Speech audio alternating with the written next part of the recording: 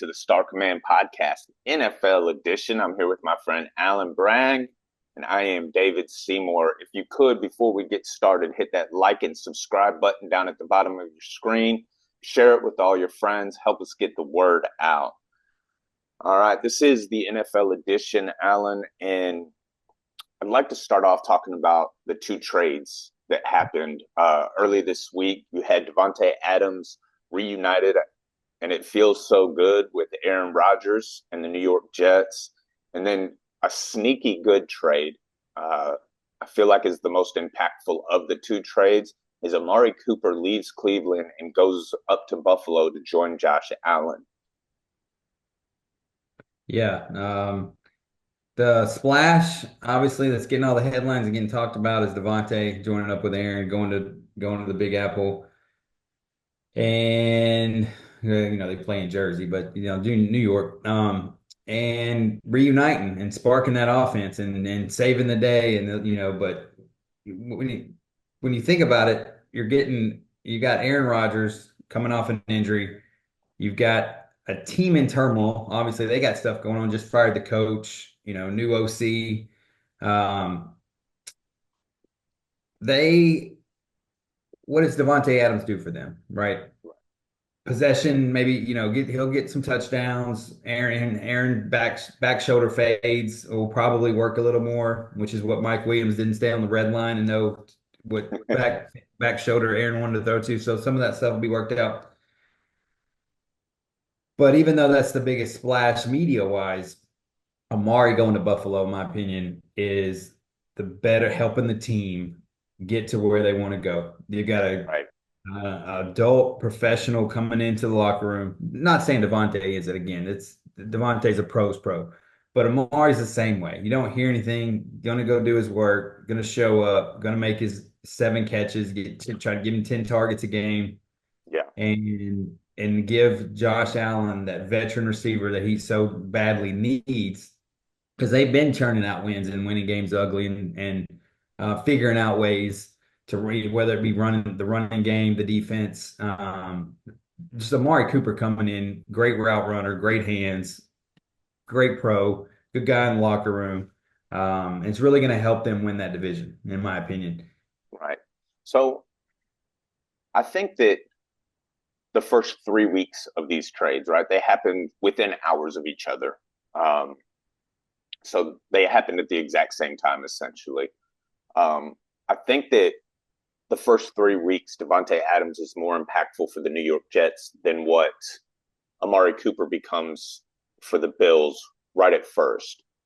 You mentioned something about a new offensive coordinator, and the truth is they really don't have a new offensive coordinator, right? Aaron Rodgers is the offensive coordinator. They don't run motions, they don't do bunch formations or any of that because it's not what Aaron likes, right? That's why he wanted Nat Hackett there, is because he wanted to run the offense.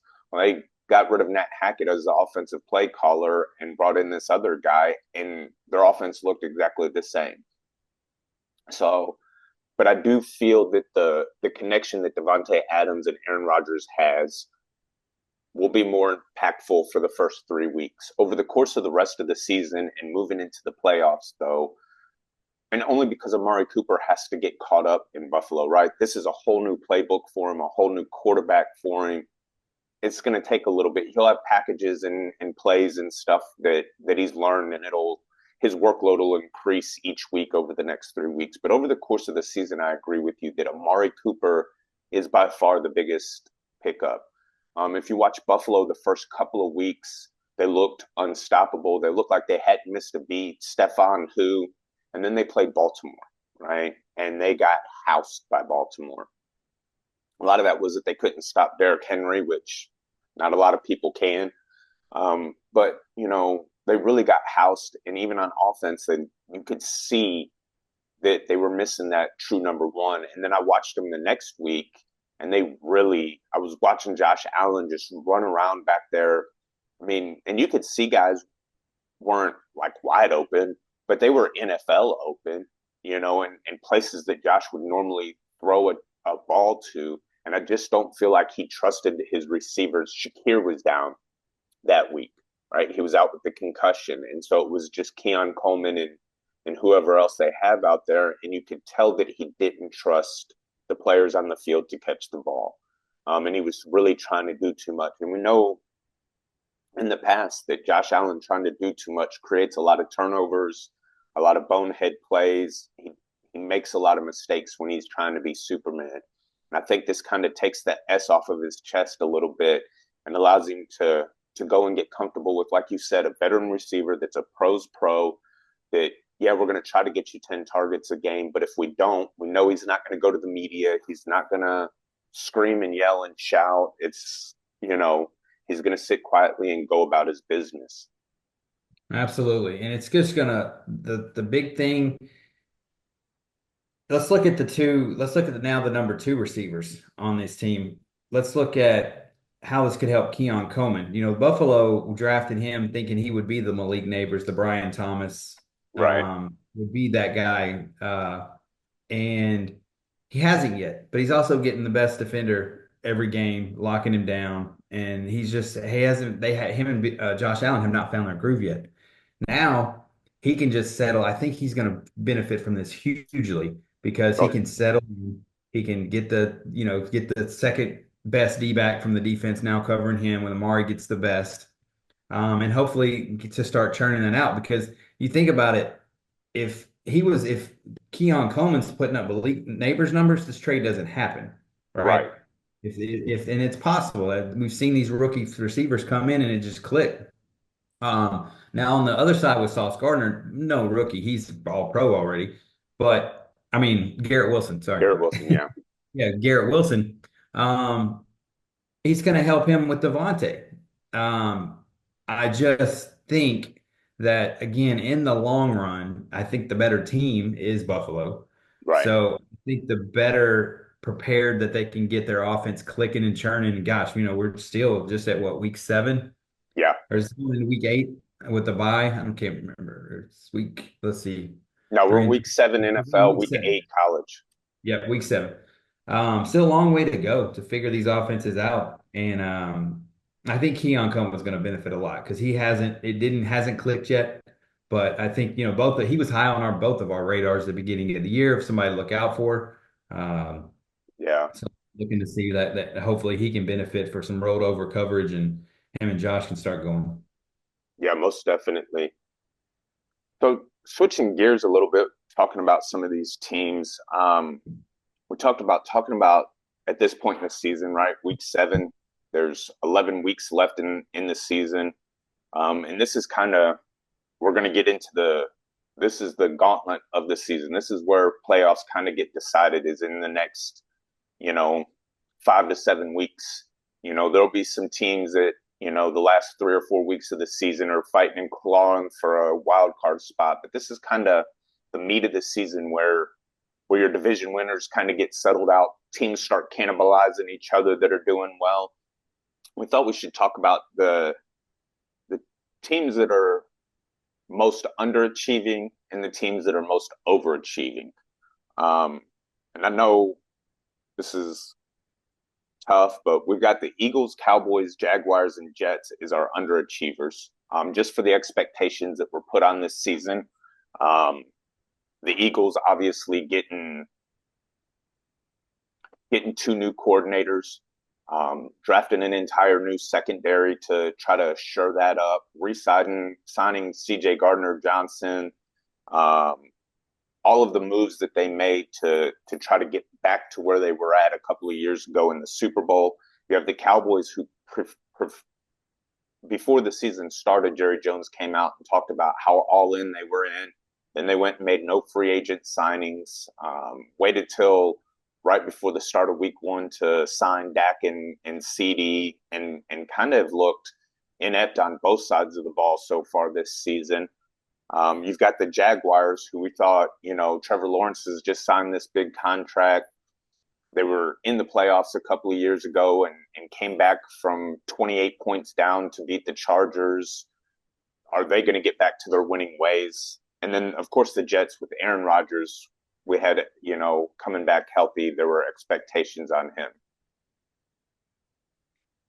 Yeah, so I'm gonna start with Let's get the Cowboys over with. All right. So this isn't an underachieving because of even the record. Because 3-3, NFL's tough.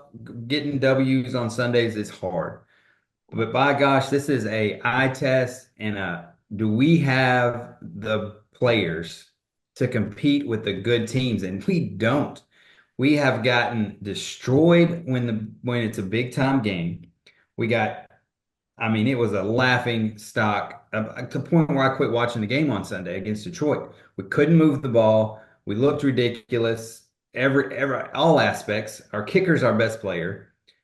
Um, Detroit is running trick play after trick play. That's who we want to be. That Detroit is the team with the players that are distributing the ball to two running backs. They're distributing the ball to three receivers, to tight ends. Everyone is involved in the offense. And that's what Dallas Cowboys wanted to be. We want to have two backs that we can depend on. We want to have three receivers we're getting the ball to. We want to hit our tight ends. And we got none of that. We can't get first downs. So again, we're 500. A lot of NFL teams would take that in a heartbeat, and we look like trash. So Right. definitely underachieving. Very worried about how the season's going to go. Bye week this week. Hopefully we can figure something out. I don't know what that is. I don't know how we're going to get a running game. For some reason, Dowdle goes out 2 weeks ago and performs very well. He's gotten touchdowns consecutive games. And then we start Ezekiel Elliott start our starting back and out carried Dowdle. What are we doing? Yeah. Zeke is washed. He is not an explosive back anymore. You see all of it. You got to have somebody explosive back there. So it's very disappointing. And again, it's in about the record. We're 3-3. It's okay. We're right there in the division. If the Commanders weren't, you guys weren't surprise of the year, it'd probably be tied with the Eagles. Right. But um, then jumping on the Eagles, they just don't look good, even when they win. you Right. know? And it's That like, that's exactly what I was gonna say too. yeah, it's just when you watch them, their talent is there. It's there. They're a good team. We all know they are because they've been to the Super Bowl with that team. And Right. then they also were started off last year, I think 8-1, 9-1. And we know that they're good, but for some reason, there's something going on there. They just isn't right. And I know the couple losses they took, they had injuries. Now that they've got everybody back, this could be a team that is on our underachiever list this week. And then in that 5-7 week period you talk about, we're like, yep, that's the Eagles that, dang it, there's those damn Eagles that we all hate.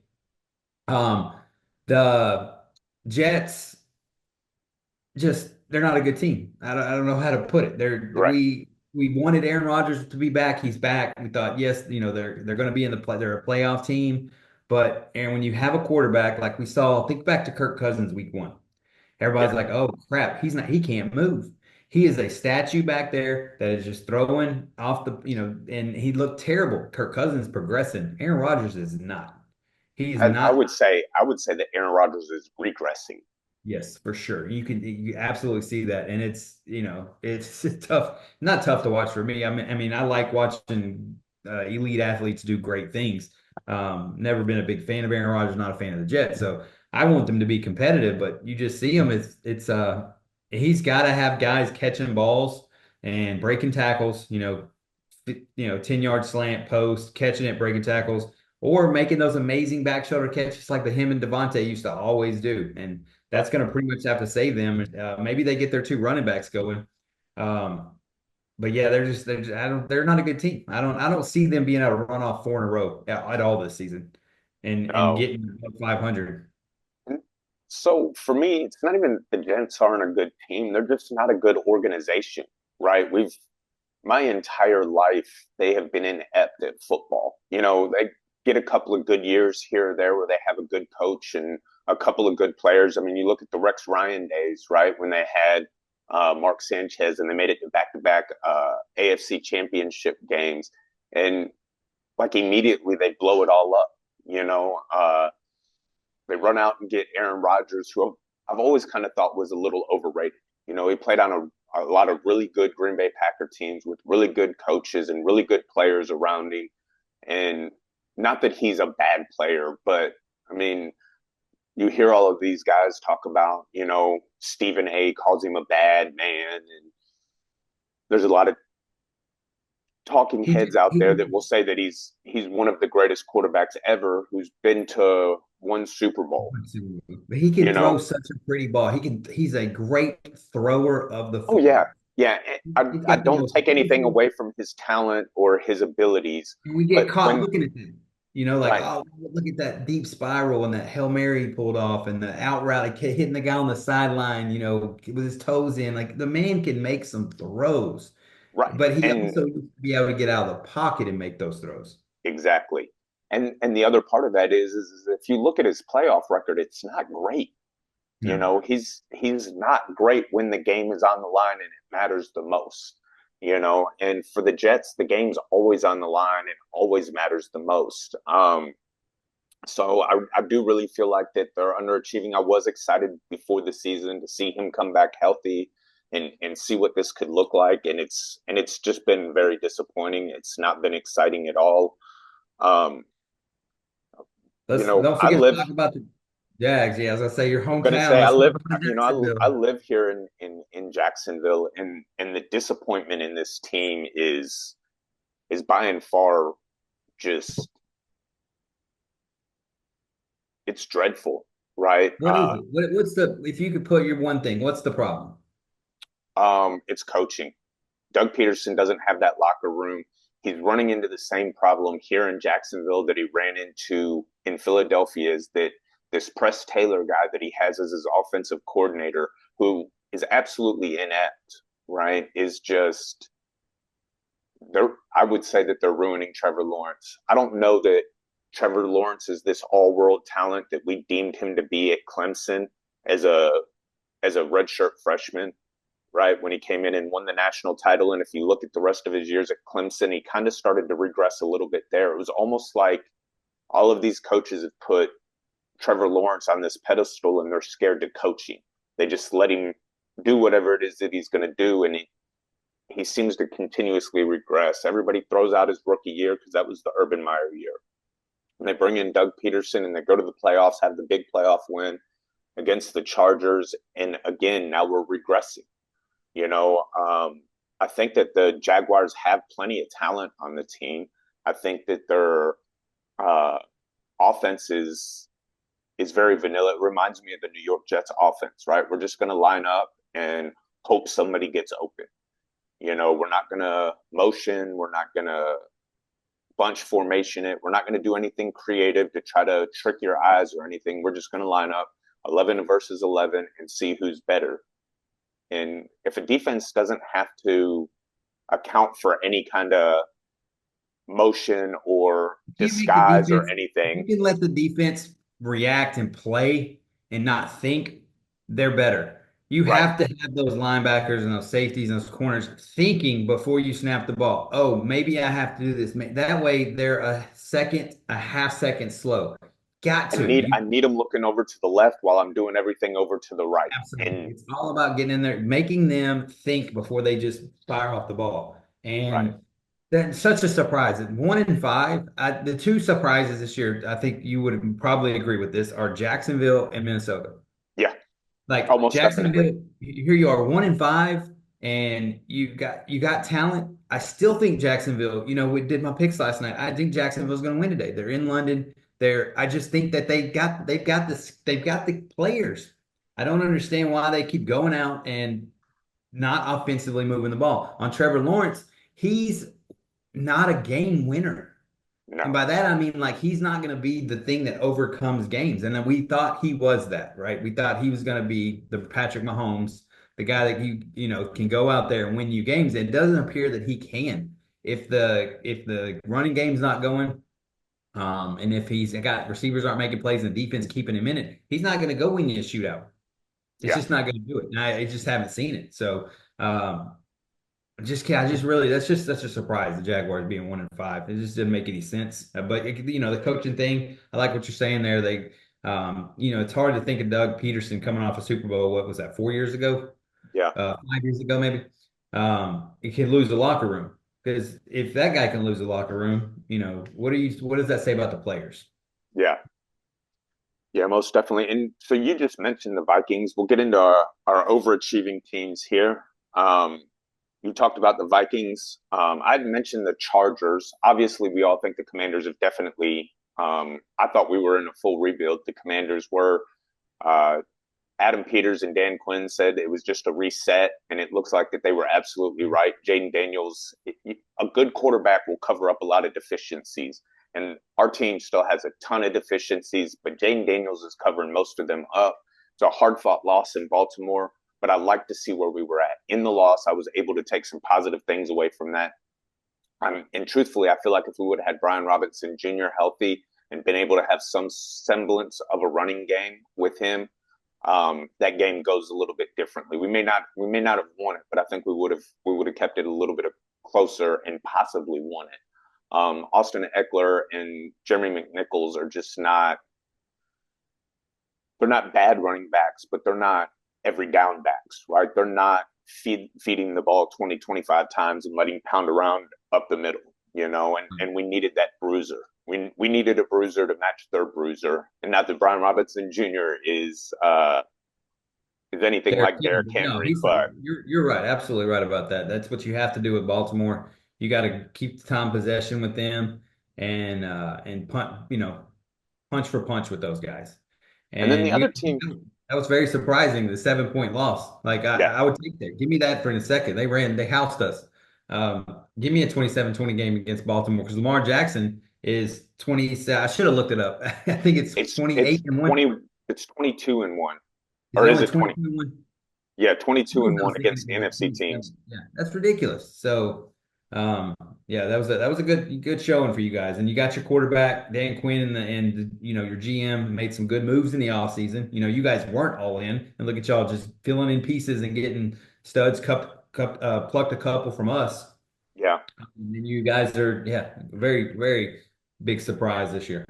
and then the other team that I think's a surprise is the Bears. Now, granted, Caleb Williams was touted as the savior of the franchise, and they did everything they could to surround him with pieces. But early in the season, it looked like he was going to have a rough go at it, and he was able to. He's really turned it around, showed a lot of improvement and progression, and he put on a clinic against Jacksonville in London, which is a de facto home game for the Jaguars. I think the Bears were listed as the home team because of the way the NFL does it. They'll be the home team this week. But the truth is Jacksonville's played more games in London than any other team. That is a home game for them. Shad Khan's from London, has a lot of ties there, owns a soccer team over there, all of that stuff, right? That is Jacksonville's second home. They probably have a better home field advantage in London than they do here in Jacksonville. And Duval. right. And so to go in and really put that clinic on, I was really impressed. And the NFC North's going to be tough this year. What a division, dude. 5-0, 4-2, 4-2, 4-2. Yep. And when Caleb went to the Bears, everybody talked about what a great roster, what a great setup. And we've heard that before so many times. This Right. guy's coming into a great situation and great weapons. And, you're either an injury away or just the rookie kid doesn't get it. And it looked rough the first couple of weeks, turning the ball over, completely getting the offense. And a lot of it was the offensive line. He was scrambling for his life, trying to make plays. And then it just started to click. Hey, let's run the ball. Let's try to stay on time. Let's get the ball out, hit our routes. And then if you need to make a play, and he's slowly but surely every game there's less scrambling and just he's getting better. It's starting Yeah. to click. And they're a good team. And that good team, you're getting to see it. And boy, if he's in another division, they've got you're definitely thinking that's a playoff team. But man, are they better than right now? Are they better than the Vikings? No. Are they better than the Lions? No. Are they better than the Packers? No. I would stand on that those three teams are better. Yeah. So, but what a division, and I like seeing all those teams do good. Yeah, and then next week we have 1 versus 2, Caleb Williams versus Jaden Daniels Yeah, next nice. Sunday. So be excited for Where's that. that game in? I believe it's in Washington. Okay. So I do know that Who would have thought that'd been it their got big? flexed to the 425 schedule. Who would So have thought that? Looking at the season schedule, we might need to flex Bears Commanders week 8. well, they were trying they were trying to flex the Bears Ravens game to Sunday night, and CBS wouldn't let them. Oh, CBS used some kind of, I guess there's something that they can use to protect some of their games or whatever, but they were trying to move it sure. to the Sunday night game. Those CBS and Fox games now, man, they're plucked. Like you got when you add in your Thursday night game, your Sunday night game, your Monday night game, but they're sometimes putting two games on Monday night. Your Fox is going to pick their game of the week. There's 5 games that you don't have a choice. Yeah, And so yeah, I could definitely see where they've got to have something in their contract that says, listen, if we're picking from only 6 games, 4 games, there's no way we're picking which game we want. It's sticking. yeah, yeah, most definitely. So we don't talk a lot of fantasy on here, but you know, this week we're playing each other in fantasy football. Yeah, boy. And I was pumped going into it. Let me tell you that. Let me start my. Somebody's jumped out to a real big early lead. I think it's like 28-5 or something Yeah. crazy like that. Oh, I thought you were talking about the early lead I jumped out to in the season by, drafting an excellent team. Started off 2-0, the highest points in the league, and then have dropped 4 in a row. So yeah, I start off early. I started out early in the season, and you started whooping my butt and Yeah, early matchup. So your defense, you got lucky and had the Broncos defense against the New Orleans Aints on right. Thursday night, whatever they got going on with Spencer Rattler. Put up a nice 25 spot, and which is huge for defense. That just puts you off to a great start. Has you Yeah, right at the 100-point mark for the week. And in this NFL league that we're playing, it's not scored like other leagues. Running backs, receivers get a point for every 20 yards. Quarterbacks get a point every 50. So we're not out here putting up 160, 180 points ever in our right. week. If you put up 125, you've had a hell of a week. So the fact that you're projected to get in the hundreds is where you want to be. And I'm not. I have 2 players that have played, and I have 6. Yeah, So uh, but you never know, man. I think you also caught me with having, I got CD Lamb on a bye, and I got Nico Collins on IR. And those are my yeah, dogs. I need those guys in my lineup. yeah. But your team, dude, your team is rounding out pretty good. What's your record you're sitting at right now? I think 4-2. 4-2. Yeah, if it's, that's good. You're the 3 seed. Yeah, Uh, Looking good. Going to be five and rolling two this week, probably. probably.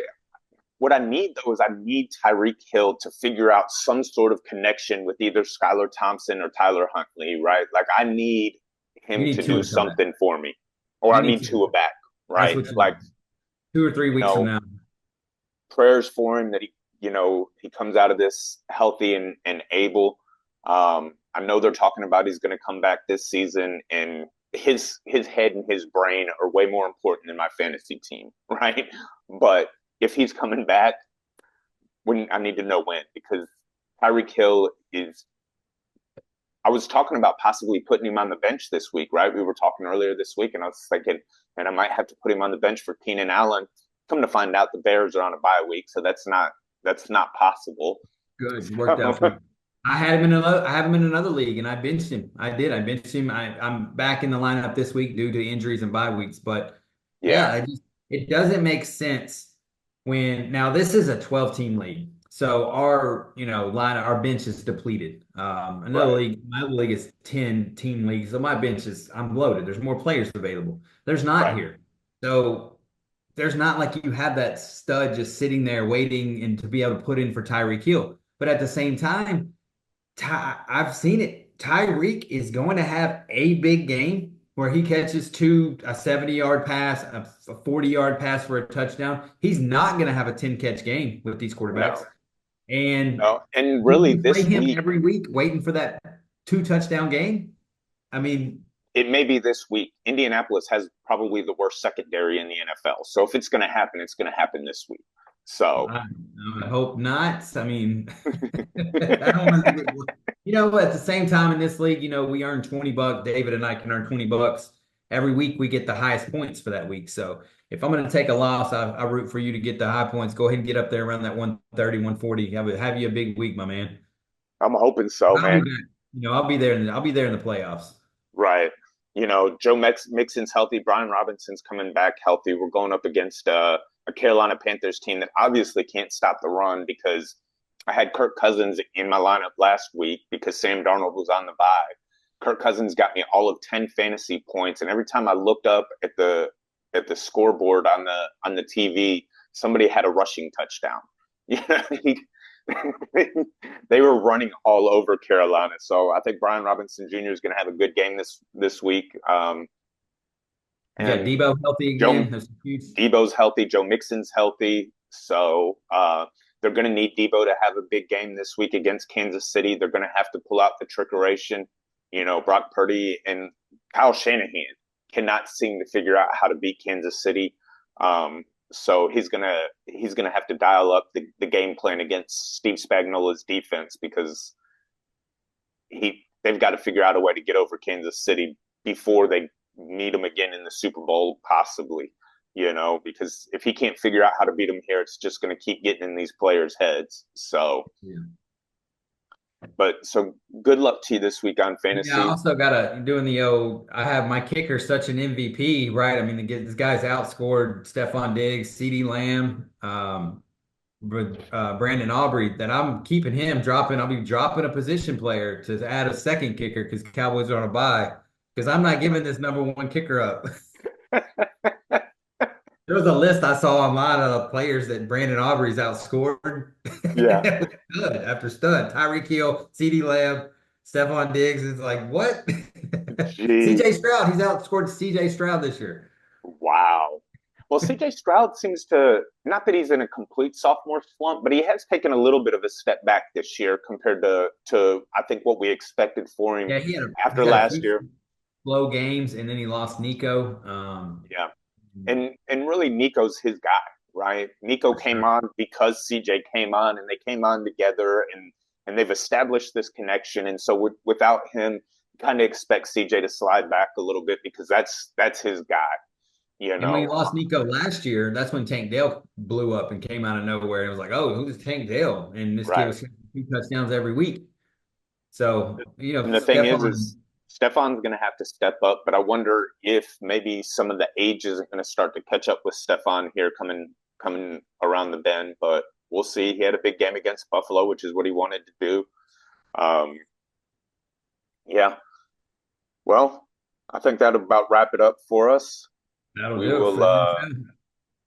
we will see you guys next week. Again, if you could like, subscribe, share, let everybody know that we're here. And with that, the Star Command is out.